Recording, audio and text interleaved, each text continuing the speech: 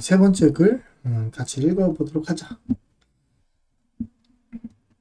그리고 이 영상을 이제 보고 있는 학생들을 위해서 이야기를 하자면은, 쌤이 이제 설명을 시도하기 전에 그 동영상을 잠깐이라도 멈추고 최소한 내가 설명하려고 하는 그 문장들, 그 문단에 대해서 먼저 판단을 해보고, 나라면 이렇게 설명할 거야, 첨삭할 거야, 평가할 거야, 이걸 해보고 그 다음에 쌤 설명을 들어야 돼요. 아무런 그 자발적 시도 없이 그냥 보면은 별 도움이 안 됩니다. 쓴 사람 외에는. 알겠죠? 읽어보자. 이 친구도 이제 기준부터 제시를 했습니다. 잘한 거야. 지금 제시문사가 공통 기준이잖아. 공통 기준이 있으면 공통 기준을 먼저 요약해 주는 거, 선 제시하는 거, 그리고 나서 적용하는 거. 이거는 기본이지. 잘하고 있어요. 제시문사에 따르면 이거는 사실상 뭐 한 칸 띄고 여기다 4 이렇게 딱 쓴다. 이거를 추천합니다. 물론 제시문사를 출처 표시를 지금 제일 첫 번째다 주는 거는 이제 베스트는 아니라 그랬지.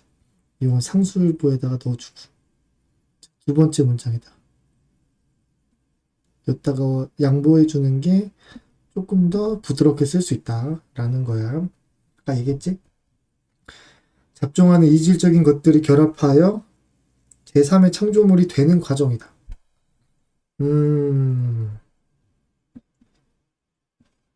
잘 썼죠? 핵심 잘 썼고, 이 친구도 뭐가 필요해, 이제. 이 개방성에 근간한다. 잡종화라는 것이. 요거를 잘 드러내주면 되거든? 근데 바로 다음에 나올 것 같은데, 봐봐. 개방적인 관점에서 바라보면 이렇게 돼 있어. 개방적인 관점에서 바라보면. 요걸로 지금 개방성을 처리한 것 같은데, 상이한 물질의 연결이, 이게 차이결합이죠? 새로운 창조물을 형성하는 해법으로 작용할 수 있다는 것이다. 이 정도면 인정. 개방성도 썼고, 물질의 연결이 새로운 창조물, 뉴 형성하는 해법으로 작용할 수 있다. 이 정도면 인정이지. 잘했습니다. 별로 깔 게 없어. 훌륭하고요. 그러면서 또 뭘 얘기했을까? 사실 여기까지만 써도 문제가 없습니다. 지금 충분히 잘 쓴 거고. 이런 과정 속에서 물질은 비로소 본래의 가치를 실현할 수 있다. 이 얘기가 이제 비슷하게 계속 나와. 이게 뭐 본질적인 가치, 본래의 가치 이런 얘기 나오는데, 이 얘기를 이제 지나가는 중딩이 딱 읽기에는 좀 모호한 말이긴 해. 이거를 이제 앞선 맥락과 연동해 생각하자면은 이 새로운 창조물, 이거를 만들어내는 요 가치가 이제 본래의 가치다 이렇게 연결해서 이해하면은 뭐 제시문의 강조점이랑 잘 연결되는 이해라고 봐줄 수 있을 것 같아. 거기까지 놓기. 넘어갈 수 있고요. 이런 관점은 제시문 가와나를 비판할 수 있다. 라고 지금 이제 공통적으로 결론을 내고 있거든요. 이게 좋은가? 가와나에 대한 결론이 똑같지? 둘 다 이제 까는 거니까. 동일한 내용이니까 이제 묶어 써줄 수 있는가? 써줄 수 있죠. 충분히 써줄 수 있어. 잘했다고 볼 수 있는가? 더 잘했냐? 그럼 다른 애들보다. 사실 그렇지. 사실 그렇지. 원래 1문단에서 기준 설정을 기준에 요약을 했고 설정하고 나서 우리가 이제 가나를 깔 때 각각 까는 게 일단 기본형이지. 그래서 까는 결론 주장 써주고 대상인 가 서술 해주고 그 다음 대상인 가의 팩트가 어떤 미닝을 갖는지를 서술해주는 게 이제 적용 파트죠. 그래서 주장 대상 적용 세 번째도 주 대적 이제 팩트 미닝 이번엔 나 이렇게 써주는 게 기본형이고 이제 많은 친구들이 이렇게 썼는데 이 주장의 내용이 똑같다 보니까 묶어줘서 이 친구는 요거 대신에 두 번째 문단에 주 대적 대적 이렇게 쓴 거야. 그러니까 팩트 1에 대한 미닝 1, 팩트 2에 대한 미닝 2 이렇게 해서 써준 거야. 그리고 잘 써줬죠. 효율적으로. 만약에 이제 자기가 대유를 짜는 중에 혹은 독해를 했을 때 맞아, 글자 수가 혹시 넘칠 수 있으니까 구조적인 차원에서 좀 글자 수를 아낄 수 있을까? 이런 생각을 했다면은 이제 요 통합된 구조로 쓰는 게 훨씬 유리할 것이고, 만약에 그게 아니고 나는 이제 글자 수를 채우는 게 좀 고민이다. 많이 쓰는 게 힘들어. 이러면은 이제 따로 쓰는 게 낫겠죠? 그거는 자기 상황에 따라서 선택하면 돼. 그래서 요거 자체는 사실 잘 썼다고 볼 수 있고요. 그 다음에 대상 가 서술 하겠지. 제시문 가는 미국 다문화 사회의 바람직한 정책으로 샐러드볼 이론을 제시한다. 샐러드볼이라는 내용이 이제 교과 상식에 애매하긴 하지만 포함될 수 있는 영역이기도 하고, 그래서 샐러드볼 이론이다라고 제시하는 거는 대상의 핵으로서는 나름 괜찮았어요. 하지만 샐러드볼 이론의 내용을 전혀 부연 설명 없이 설명을 종결한다면 그거는 좀 불친절한 글이 되겠지? 즉 바로 다음 문장에서 샐러드볼이 도대체 뭐냐에 대해서 설명이 나올 거야. 그래야만 되지. 다양한 문화들의 각각의 고유한 정체성을 유지하면서 조화를 이루어야 한다는 것이다. 이거 맞죠? 깔끔한데? 잘 써줬어. 샐러드볼 이론에 대해서 개념적인 서술이 깔끔하게 돼 있고요. 그 다음에 이제 그러나부터 출발하면서 요 미닝이 요 팩트가 나쁜 미닝을 갖는다는 거를 역접을 통해서 A 법 B 구조를 통해서 보여주고 있어. 그러니까 요 팩트랑 미닝 관계에서 이 팩트가 주장하는 것을 미닝이 까잖아. 그러니까 A 법 B 구조를 만드는 거야.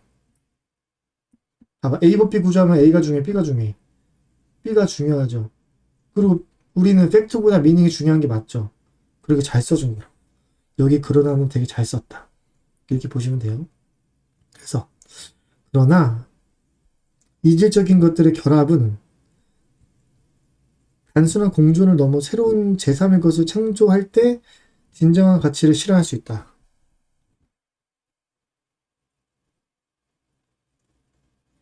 맞는 말이야. 맞는 말인데, 그리고 이제 인정할 수 있는 맥락이에요. 잘 썼어. 근데 좀 아쉬운 건 있어. 좀 아쉬운 게 뭐냐면은, 방금 이 문장 다시 봐봐. 이질적인 것들의 결합은 단순한 공존을 넘어, 물론, 단순한 공존을 넘어 부분이 제시문 가의 구체적인 맥락을 고려한 내용이긴 해. 근데 이걸 제외하면은, 이질적인 것들의 결합? 새로운 것들을 창조할 때 진정한 가치를 가진다라고 하는 거는 이미 이제 1문단에서 소개한 이론적인 부분, 개념에 대한 압축적인 설명이랑 사실 너무 비슷한 맥락이 거의 반복된 거야. 좀 아쉽지. 그러니까 이 적용을 쓸 때 있잖아. 적용을 쓸 때는 어차피 여기 적용해서 쓰는 P이면 Q다 논리가 기준에서 썼던 거랑 겹칠 수밖에 없어. 같은 논리 쓰게 되는 거니까. 근데 우리가 기준은 이론을 소개한다는 맥락에서 개념적으로 압축해서 뭐 상대적으로 추상적인 언급을 한단 말이야. 그지? 약간 추상적으로 쓰게 돼 있어. 근데 여기 적용에서는 이 이론의 논리가 요 구체적인 대상에도 구체적으로 반영된다. 마찬가지다. 이 얘기를 하기 위해서 적용 한마디 더 하는 거니까 적용은 구체적으로 쓰는 게 좋아요. 물론 여기 조건이 있지. 대상이 구체적인 대상일 때 적용이 구체적인 적용이 나오겠죠. 혹 가끔 이제 대상 자체가 추상적인 대상인 경우도 있어. 그럴 땐 적용도 추상적으로 나올 거야. 왜냐면 적용은 방금 말했듯이 기준의 논리가 대상에도 마찬가지로 적용된다라고 하는 걸 보여주기 위한 거고, 대상은 대다수의 경우에 구체적인 팩트거든. 그러니까 적용도 구체적인 팩트 차원에서 나오는 게 맞죠. 근데 이 친구는 그거에 비하면 좀 이제 개념적 차원의 서술에서 앞선 1문단이랑 약간 중복되는 느낌을 받게 됩니다. 이게 이제 베스트는 아니라는 거지. 그렇다고 이제 이거를 틀렸다고 보긴 힘들어. 왜냐면 이 부분에서 분명한 이제 구체적 고려가 있어. 대상에 대해서 구체적으로 고려해서 쓴다는 게 티가 나니까. 괜찮다는 거야, 결과적으로. 그래서 이게 설명이 이어지고 있죠. 즉, 각 문화들이 수평적으로 공존하는데 그치는 게 아니라, 그쵸?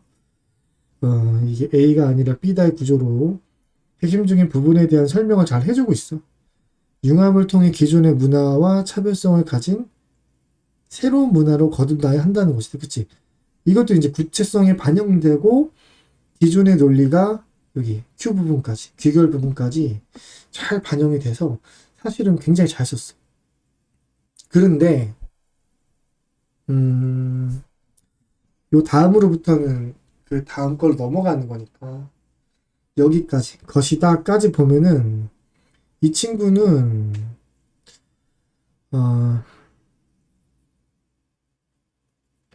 좀 아쉬운 게 대안의 느낌이 더 나요.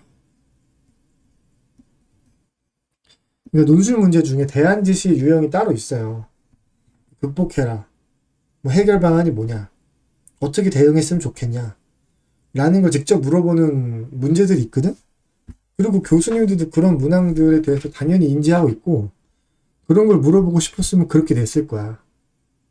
근데 지금 경희대는 뭐라고 했어? 비판평가만 하라고 했잖아. 비판평가를 요구했잖아. 그러면 이게 좋냐 나쁘냐? 잘 된 거냐 잘못된 거냐? 이 부분에 초점을 맞춰서 논증을 하는 게 사실은 채점 기준에 좀 더 세밀하게 부합된 글이라고 볼 수 있죠. 그러니까 여기서도 이제 그렇게 하지 말고 이렇게 하는 게 좋다 이렇게 얘기를 하는 것보다는 대상이 갖고 있는 이런 팩트가 이러한 의미가 되기 때문에 안 좋다라는 것에만 초점을 맞춰서 서술하는 게 사실은 채점 기준에 훨씬 더 부합하는 글쓰기가 된다는 거야. 그러니까 채점자가 좋은 점수를 주기에 군더더기도 없다는 얘기죠, 그게.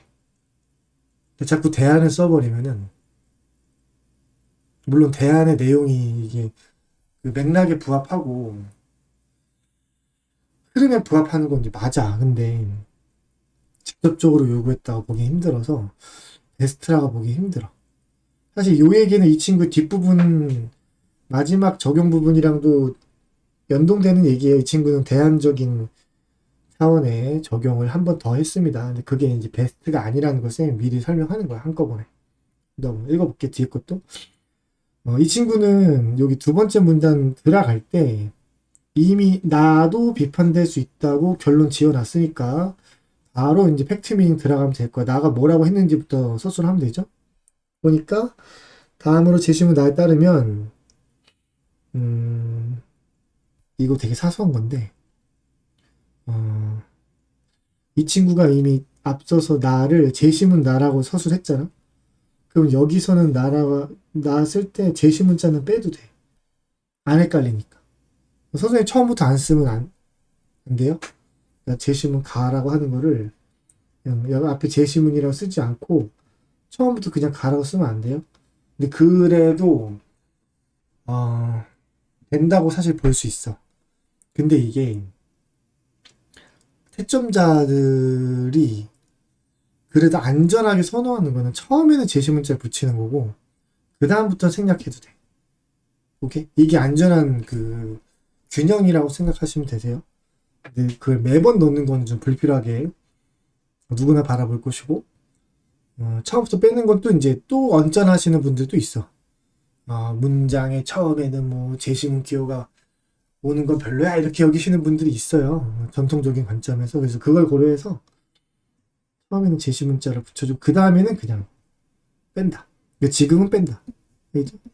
제시문자에 따르면 어휘체계는 이게 한국의 어휘체계라고 부르는 게 사실 좀 더 좋긴 해. 이게 어휘체계 일반에 대해서 다루는 건 아니었어. 왜냐면 모든 나라의 어휘체계에서 남성이 표준이진 않을 수 있잖아.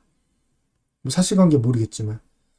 그래서 한국의 어휘체계라고 짚는 게 좀 더 좋았고 그냥 어휘체계라고 하면은 원래 출제자가 유도하는 논의 대상보단 좀 더 추상적인 걸 짚은 거죠.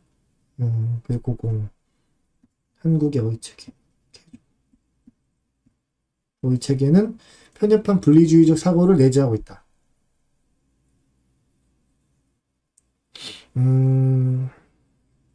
이건 괜찮아. 근데 좀 어려운 말이야. 님아, 이거 보세요. 이거 쓰신 분 잘 생각하세요.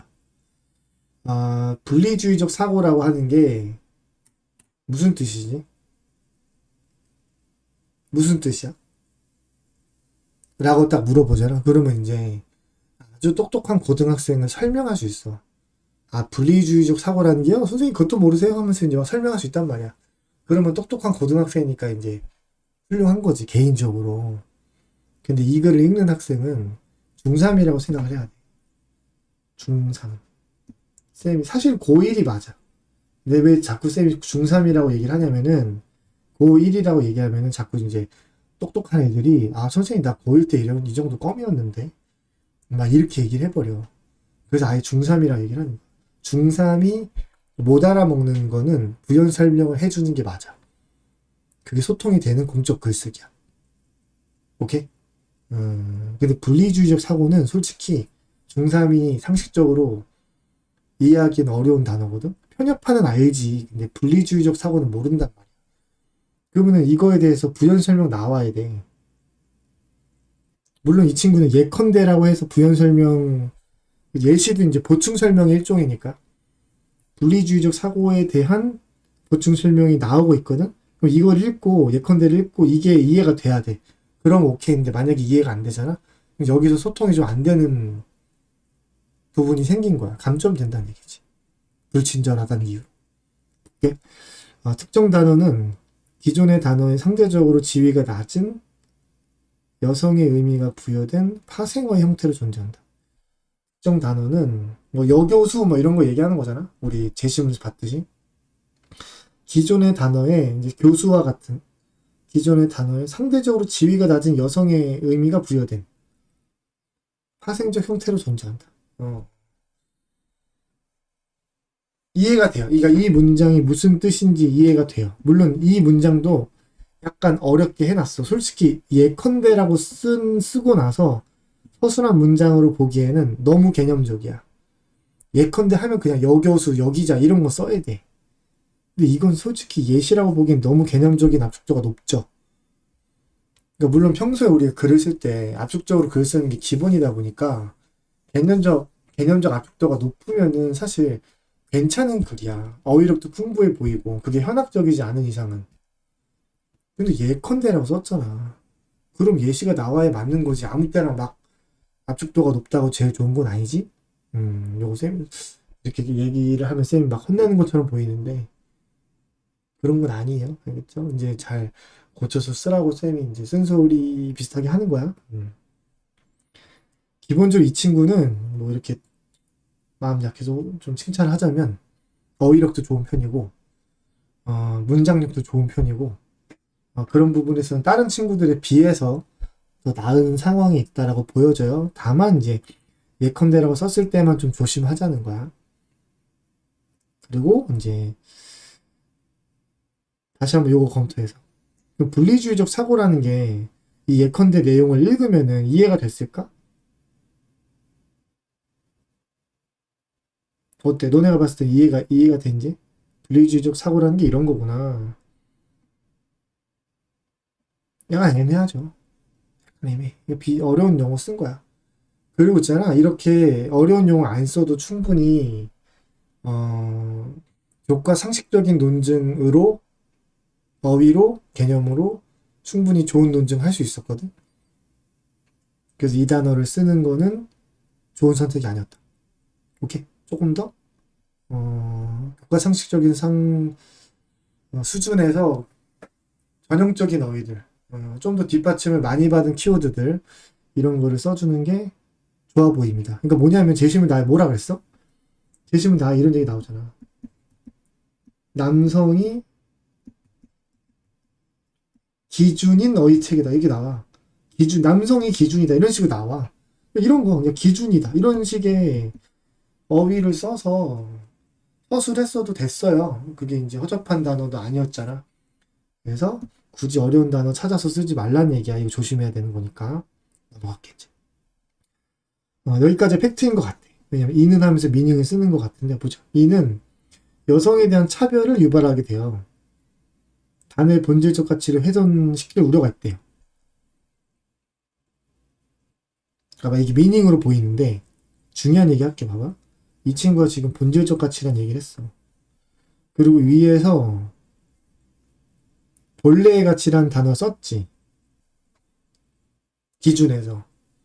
그럼 본래의 가치나 본질적 가치나 그게 그거니까 이 친구는 요 1문단에서 요 지점에서 의도했던, 그리고 맥락상 이해가 됐던 그 본질적 가치의 의미로 여기서 비판을 수행했어야 돼. 만약에 다른 의미로 수행했으면은 이 친구는 본질적 가치, 본래적 가치라고 하는 키워드를 혼선, 뭔가 혼란스럽게 쓴 거지. 독자한테 혼선을 유발하는 거지. 당연히 안 좋을 거야. 근데 어때? 이 친구는 이제 여기서 말하는 지칭한 본질적 가치의 의미랑 위에서 서술한 본질적 가치의 의미가 같은 거야? 혹은 이제 매우 유사한 거야? 같은 걸 인지할 수 있어? 여성에 대한 차별을 유발하게 돼서 단어의 본질적 가치를 훼손시킬 우려가 있대. 쌤이 보기에는요, 이거는 이제, 그, 각 젠더, 사실 모든 젠더가 갖는 본질적인 평등성. 그러니까 이제 어떤 성별이 더 우월할 수가 없는 그런 차원에서, 그 평등성의 차원에서 본질성을 논의한 것으로도 읽히거든. 근데 위에서 서술했을 때의 본래적 가치라고 했을 때는 그 각 개념이나 단어가 갖고 있는 그 평등성을 강조한 맥락으로 읽히지는 않았어. 왜냐면 여기는 좀 추상적으로 쓰였거든. 맥락상 이제 요 새로운 창조를 하는 것이 바로 그 본래적 가치랑 연결된 건가, 이렇게 이해할 여지는 있었고, 근데 여기서 말하는 거는 위에랑 좀 맥락이 달랐어. 그러니까 이거를 가지고 시비 거는 사람이 존재한다는 거지. 그 쌤이 정리해주자면 이런 거야. 내가 기준을 서술할 때 썼던 단어랑 비슷한 단어가 적용에 쓰인다면 당연히 독자는 내가 기준 설정할 때 사용했던 그 맥락으로 밑에 적용을 이해하려고 시도를 할 거야. 그래야지 앞뒤가 맞는 거니까. 근데 내가 좀 다른 맥락으로 같은 단어를 썼다 그러면은 이 친구는 논리적인 글을 썼다고 보기가 어렵죠. 이 부분에 대해서는 그렇겠지. 조심해야 될 거야. 오케이? 그래서 따라서 열린 관점을 통해 남성과 여성의 차이를 연결할 수 있는 개방성을 쓴 건 좋아. 그리고 차이를 연결하다도 차이 결합으로 볼 여지가 있죠. 그리고 새로운 어휘 체계를 구축하는 것이 좋다는 것도 맞아. 하지만 여전히 뭐야? 대안의 맥락이 들어가 있어. 그러니까 평가에 초점을 맞추면 좋겠어. 그러니까 이게 한국의 어휘 체계가 이런 면에서 이런 의미가 되기 때문에 그건 잘못됐다, 바람직하지 않다, 부도덕하다, 이런 걸로만 딱 깔끔하게 마무리 짓는 게 사실 더 깔끔합니다. 평가할 때도. 선생님, 근데 대안을 쓰면 안 되는 거예요. 그런 얘기 아니잖아. 그래서 대안을 만약에 쓸 거면은 이 비판 논증에 대해서 완결적으로 수행을 하고, 오케이? 그 다음 플러스 알파로 한 3, 40자 정도로 조금 추가하는 거는 허용이 될 여지가 없는 건 아닌데, 쌤은 솔직히 이것도 안 써도 된다고 얘기합니다. 왜냐하면 그런 거를 대학에서 정식으로 원했으면 그냥 대안 제시하라고 한단 말이야. 그런 문제도 많잖아. 굳이 안 시킨 거 하지 마세요. 오케이? 그럼 이제 평가해볼까? 이 친구 이제 잘 썼는지. 솔직히 잘 썼습니다. 그러면 사실 잘 썼다는 말은 이 친구가 합격을 해야만 의미가 있는 거야. 쌤이 이제 합격도 못할 글에 대해서 잘 썼다고 하는 건 사실 놀리는 거잖아. 기반이죠. 그죠? 합격할 수 있는가 보면은, 어, 어때? 너네가 봤을 때 합격할 수 있을 것 같아. 그러니까 이 첫 번째 글에 비해서는, 이 말이 앞뒤가 안 맞는 부분이 있었잖아. 이런 본래적 가치라든지 뭐 이런 부분. 사실 되게 기본기가 좋은 학생인데 비논리를 유발하는 지점들이 좀 몇 개 있어서 경쟁이 치열한 경우에는 합격이 어려울 수 있어. 라고 쌤이 좀 얘기를 해주고 싶어. 좀 아쉽네. 그 부분이. 그래서 너무 슬퍼하지 마세요. 이런 걸 통해서 깊게 생각해보고 한번 또 다시 한번 완벽한 글을 써보면서 많이 나아지는 거야. 고생했고 잘했어요.